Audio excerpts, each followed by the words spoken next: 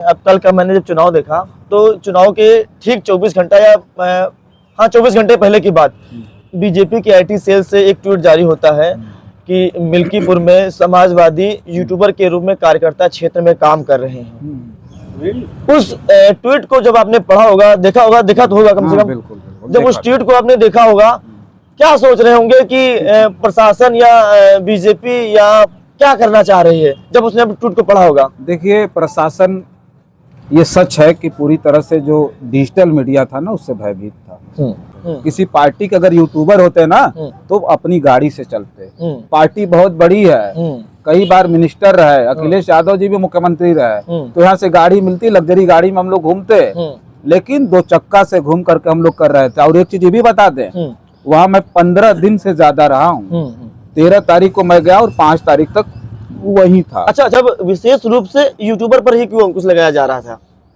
ये यूट्यूबर्स जो है ना, वो भारतीय जनता पार्टी या कह लें वर्तमान की जो सरकार है, और मैं कह रहा हूँ ना, विशुद्ध तानाशाह सरकार।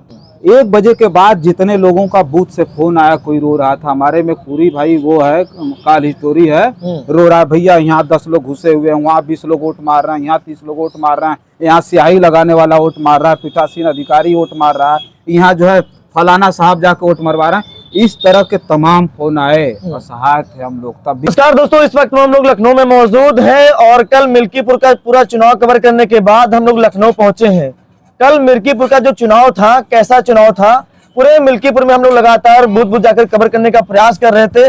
मिल्कीपुर का जो चुनाव था, कहीं ना कहीं लोगों के अंदर कैसा वहां का चुनाव था। हमारे बड़े भाई और हमारे साथी पत्रकार रजनीश बड़े भाई जी हमारे बीच मौजूद हैं, उनसे जानेंगे कि पूरा मिल्की चुनाव में हम लोगों ने साथ में कवर किया। करीब 15 दिनों वहां पर साथ रहने के बाद कल वोटिंग खत्म हुई, उसके बाद हम लखनऊ पहुंचे। कैसा रहा पूरा मिल्कीपुर चुनाव का कार्यकाल? हमारे बीच बातचीत करने के लिए हमारे रजनीश भाई हैं, जन भारत के बड़े भाई पत्रकारों से बातचीत करने का प्रयास करेंगे। बहुत बहुत स्वागत है। बहुत बहुत धन्यवाद रजनीश भाई, लगातार आपने 15 दिन तक वहां पर काम किया और कैसा रहा मिल्कीपुर का चुनाव, पहले तो मुझे ये बताइए आप। बहुत शानदार, बहुत शानदार रहा, बहुत शानदार रहा। कल का कैसा दिन रहा? कल आप लगातार भ्रमित क्षेत्र में थे, लगातार बूथ बूथ पर जा रहे थे। कल का माहौल कैसा था, आप देख रहे थे? देखिए, जो कल का माहौल था उसका अंदेशा बहुत पहले से था। इससे पहले 9 विधानसभा सीटों पर चुनाव हुआ जी, और उस 9 विधानसभा सीटों पर जो चुनाव हुए थे तो लगातार जो आरोप लग रहे थे चुनाव आयोग पर, प्रशासन पर, जनता के बीच इस तरह की स्थिति हो गई थी, लोगों के अंदर वो भ्रम था कि ये चुनाव सत्ता का चुनाव होगा। तो हमारी जिम्मेदारी थी, जिसे आज के दौर में लोकतंत्र का चौथा स्तंभ आज समझा नहीं जा रहा है, लेकिन फिर भी हमारी जिम्मेदारी है कि हम उसको बरकरार रखें। तो हम लोगों ने ये सोचा, हम और आप जैसे तमाम जो पत्रकार थे, हमारे ऊपर, हम लोगों के ऊपर वो दारोमदार था कि जनता के बीच से पहले ये भ्रम निकाला जाए कि ये सत्ता का चुनाव है। चुनाव होता है। जी बिल्कुल। मिल्कीपुर का जो विधानसभा का उपचुनाव था वो अकेले हुआ, और भी डर था। विपक्षी पार्टियां लगातार ये कह रही थी कि यहाँ भारतीय जनता पार्टी कुछ न कुछ करेगी। लेकिन बीरू, जब आप पहले गए होंगे जी शुरुआत में जी, तो ये आपको लगा होगा कि जनता के बीच उस तरह का भय था जी। लोग बोलने से कतरा रहे थे, किसी से पूछने जाइए, वो भले दूसरी पार्टी को वोट देना चाहता था, वो बोलता था नहीं भाजपा को है कि नहीं है? बिल्कुल बिल्कुल बिल्कुल। तो ये भ्रम निकालना था, ये पकड़ने की जरूरत थी। तो हम लोगों का जो शुरू से प्रयास रहा मिल्कीपुर में, वो ये था कि जनता के बीच जो डर है, जो दहशत है, उसे किस तरह से बाहर निकाला जाए। प्रशासन कोई कोर कसर नहीं छोड़ रहा था कि कैसे इनके अंदर भय पैदा करे, कैसे इनको डराया जाए। इसलिए नहीं कि यहाँ शांतिपूर्वक चुनाव हो सके, इसलिए कि वो अपनी मर्जी से चुनाव करा सके। अच्छा, मिल्कीपुर में जब डिम्पल यादव जी की रैली थी तो तमाम सारे, मतलब डिम्पल यादव की रैली थी, मैंने आपकी खबर देखा था कि वहां पर उनके स्वागत के लिए बहुत सारी होल्डिंग लगवाई गई थी। वो होल्डिंग हटवाई जा रही थी। उसके बाद बीजेपी की बहुत सारी होल्डिंग लगवाई, उनको नहीं हटवाया जा रहा था। तो उसके बाद जब मिल्कीपुर का कल चुनाव हुआ तो जो लगातार जो होल्डिंग हटवाई जा रही थी, क्या लग रहा था? मतलब किसी के ऊपर, अधिकारी के ऊपर दबाव था या प्रशासन पर दबाव था, या फिर इनकी उस रैली को कहीं ना प्रभावित करने के लिए ऐसा काम किया जा रहा था? क्या माइंड में चला था वो जब खबर आपने किया होगा? नहीं, वो हम लोगों ने अचानक वो खबर की थी। हम लोग जा रहे थे क्योंकि सांसद मैनपुरी डिम्पल यादव जी का रोड शो था, तो हम लोग कुमारगंज जा रहे थे। लेकिन जैसे हम लोग मतलब आगे बढ़े तो मिल्कीपुर में देखा गया कि ये फोर्स लगी हुई है, दरोगा खड़ा होकर के वहाँ होर्डिंग उतरवा रहा है। रोड शो है जी, भाई, रोड शो में तो परमिशन है तब ना होर्डिंग लगी, ऐसे तो लगी नहीं। जी बिल्कुल। जब आपको होर्डिंग से दिक्कत थी, आदर्श आचार संहिता की बात आप कर रहे हैं, तो भाई रोड शो क्यों निकलने दी, क्यों परमिशन आपने दिया? तो हम लोग अचानक रुके और दौड़ करके हम लोगों ने जानने का प्रयास किया कि भाई होर्डिंग क्यों उतारी जा रही, हो सकता है कि ये गलत लगी हो। आप हमको ये शक हुआ था, एकदम सच बताऊं मैं, कि कहीं ऐसा तो नहीं कि रोड शो का जो परमिशन है वो रद्द हो गया है, कहीं ऐसा तो नहीं कि रोड शो नहीं होगा। हम भाग करके जाते हैं, पहले चौकीदार से पूछते हैं, चौकीदार बोलता नहीं दरोगा जी ने हमसे कहा, दरोगा उधर बात कर रहे थे फोन पर, हम उनसे जाकर के पूछते हैं कि भाई आप होर्डिंग क्यों उतरवा रहे हैं? तो बोले वो जो है आदेश है ऊपर से, इधर बगल में कार्यक्रम, हमारी वहाँ ड्यूटी लगी, हमसे कोई मतलब ही नहीं, पल्ला झाड़ लिया। तब तक सीओ साहब आ जाते हैं, आपने उस वीडियो में देखा होगा, दौड़ के जब लोग सीओ साहब से बात करते हैं तो सीओ साहब कहते हैं कि नहीं नहीं ये मैं नहीं हटवा रहा हूँ। सीधा पहले उन्होंने कहा कि मैं नहीं हटवा रहा हूँ, ये आदर्श आचार संहिता का उल्लंघन है, इसलिए हटाई जा रही है। तो हम लोगों ने पूछा कि बताइए कि केवल ये आदर्श आचार संहिता की बात कर रहे हैं, उसका उल्लंघन केवल समाजवादी पार्टी के बैनर और पोस्टर से हो रहा था या भारतीय जनता पार्टी का भी बैनर आदर्श आचार संहिता के खिलाफ था? भागे वहां से, हम लोगों ने दौड़ाया भी उनको, लेकिन वो भाग निकले वहां से। तो ये समझ में आया कि ये जो हो रहा है वो स्थानीय कुछ नेताओं के दबाव में, जो वहाँ का स्थानीय प्रशासन था अपनी मर्जी से सारा कुछ कर रहा था। अच्छा, जैसे जब लगातार, अब कल का मैंने जब चुनाव देखा तो चुनाव के ठीक 24 घंटा या 24 घंटे पहले की बात, बीजेपी की आईटी सेल से एक ट्वीट जारी होता है कि मिल्कीपुर में समाजवादी यूट्यूबर के रूप में कार्यकर्ता क्षेत्र में काम कर रहे हैं। उस ट्वीट को जब आपने पढ़ा होगा, देखा तो होगा कम से कम, बिल्कुल। जब उस ट्वीट को आपने देखा होगा, क्या सोच रहे होंगे कि प्रशासन या बीजेपी या क्या करना चाह रही है जब उसने ट्वीट को पढ़ा होगा? देखिए, प्रशासन, ये सच है कि पूरी तरह से जो डिजिटल मीडिया था ना उससे भयभीत था। मैं वहाँ था और मैंने लाइव अपना नंबर दिया था पूरी जनता को मिल्कीपुर। जी। मैंने कहा ना, पहले भी मैंने कहा कि मैं चाहता था कि जो भ्रम हो खत्म हो जाए। मैंने लाइव अपना नंबर दिया और अपने इसमें कॉल स्टोरी में दिखाया ना, तो ये हजारों फोन आए, हजारों से ज्यादा फोन आए होंगे और मिल्कीपुर में बहुत ज्यादा फोन आए।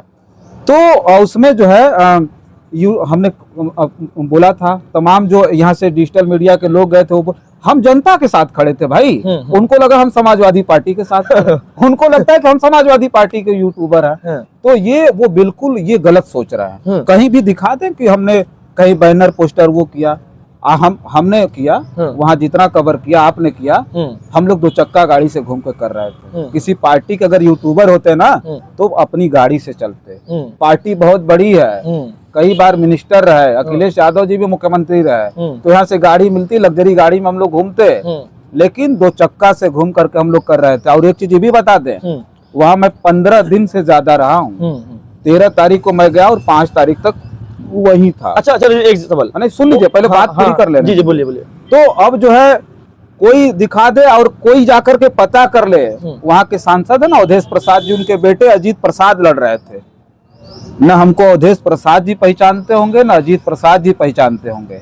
मजे की बात देखिए, ये कहना नहीं चाहिए लेकिन मैं कह दे रहा हूँ, जो लोग हमारे ऊपर एलिगेशन लगा रहे हैं। लास्ट समय में जिस दिन अखिलेश यादव की रैली थी, मैंने रिक्वेस्ट किया सांसद जी से, अवधेश प्रसाद जी से, पहली बार कि आप हमें इंटरव्यू दे दीजिए।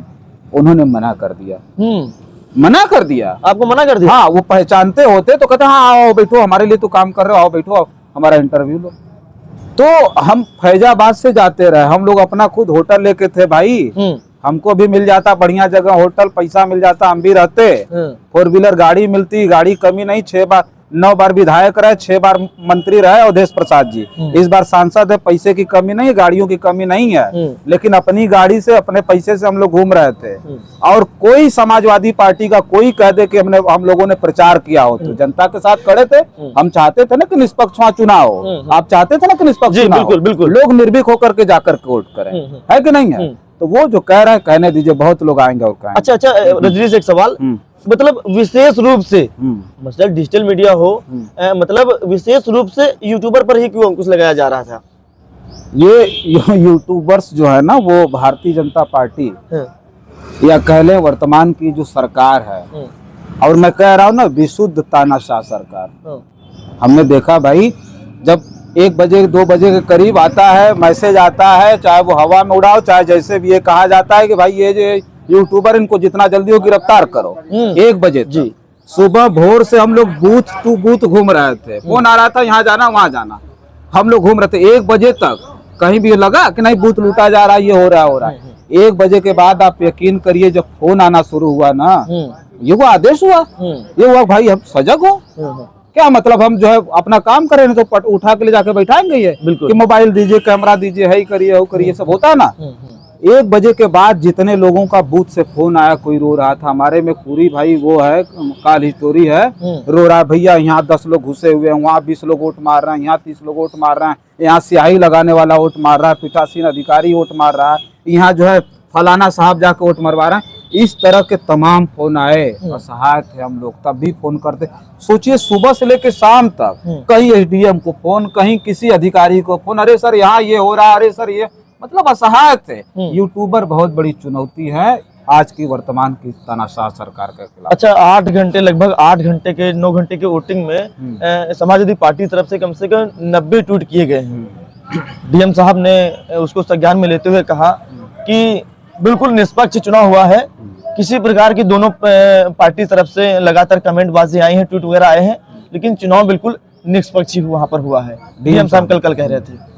डीएम साहब कह रहे थे, डीएम साहब कम से कम 20-30 गाड़ी लेकर के फ्लीट लेके चल रहे थे। सोचिए जी, देखे होंगे जी, बिल्कुल, कई जगह। हमसे तो 3 बार उनके फ्लीट को हमने वो किया, फॉलो किया, क्रॉस किया हमने।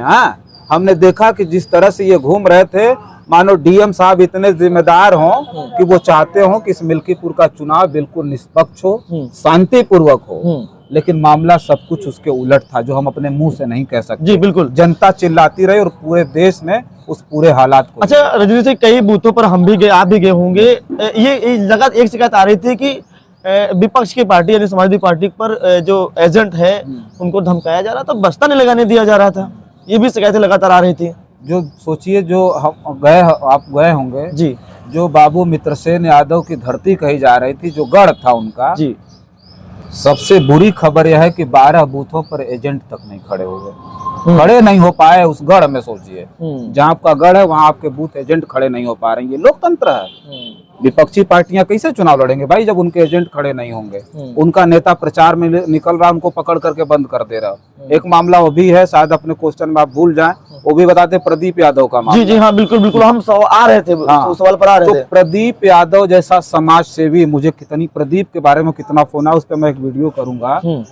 प्रदीप यादव के बारे में मुझे इतना फोन आया फैजाबाद से, हालांकि मिल्कीपुर के भले प्रदीप हों, फैजाबाद में निःशुल्क प्रदीप यादव खाना खिलाते हैं, और प्रदीप यादव पता नहीं कितने लोगों की ब्लड देकर के जान बचाई है मेरे भाई जान। अच्छा, वो जो पुलिस अधिकारी ने कितनी भद्दिया गाली दी थी, सोचिए कितना बुरा। ये जो एसएचओ है इनायत नगर का, कौन पांडे, कोई पांडे ना, पांडे जी हैं, देवेंद्र कोई पांडे, ऐसे कुछ है। तो ये एसएचओ किस तरह की भाषा बोल रहा है भाई, बताइए, पूरी की पूरी मर्यादा लांघ रहा। बोला तुम अखिलेश यादव की गोद में जाके बैठ रहे हो, तुम्हारा ये कर देंगे, माँ की गाली देता है वो। एक समाज सेवी बर्दाश्त कैसे कर ले भाई? अभी सोचिए, हम उनका पोस्ट पढ़ करके रात में हैरान हो गए। उन्होंने लिखा कि मैं आखिरी बार आपसे बात कर रहा हूँ, मेरे साथ न जाने क्या होगा, ये है वो है, मेरी ये गलती थी कि हमने आपकी सेवा की। समाज ऐसे समाज सेवियों को किस तरह से परेशान किया जा रहा है, जो आपके लिए लड़ रहे हैं उनके साथ किस तरह की अभद्रता की जा रही है। वो भी सोचिए, सच्चो धमका रहा है, किस बात के लिए?